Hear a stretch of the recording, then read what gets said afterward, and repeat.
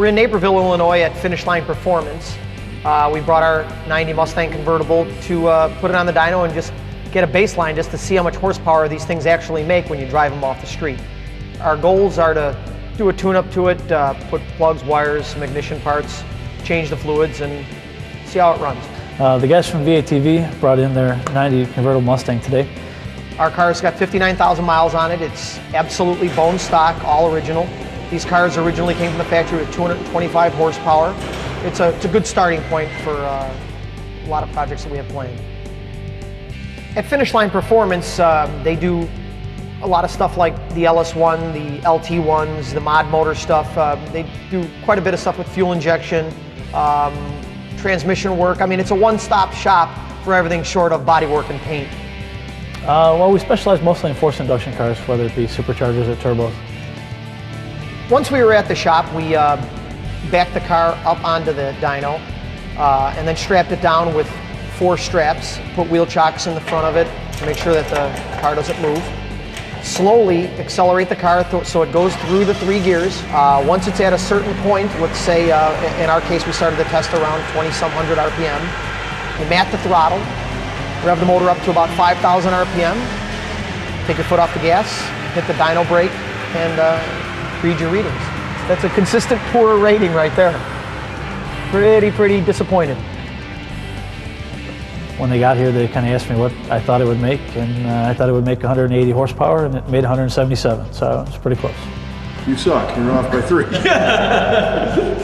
Our plans are to swap out all the tune-up components. Basically, they're going to change the fluids, they're going to change the ignition, put MSD wires in the ignition box on it.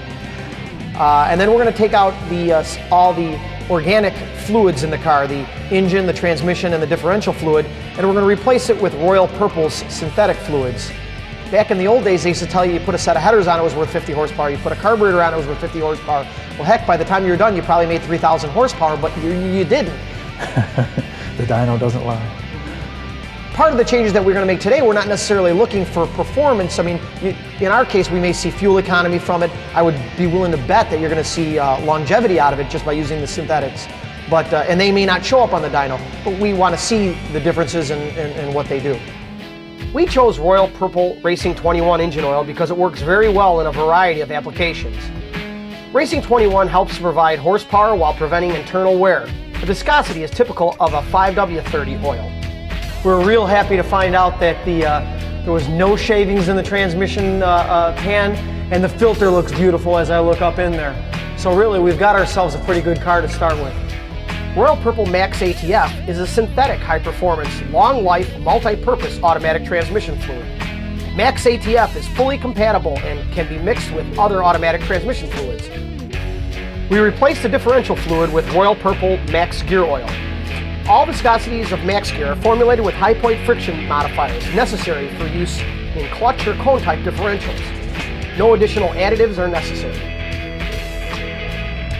After fluid changes and parts upgrades, we ran the Mustang on the dyno a couple more times. We opened the door and let the room cool to the same 60-degree air temperature as in our initial run.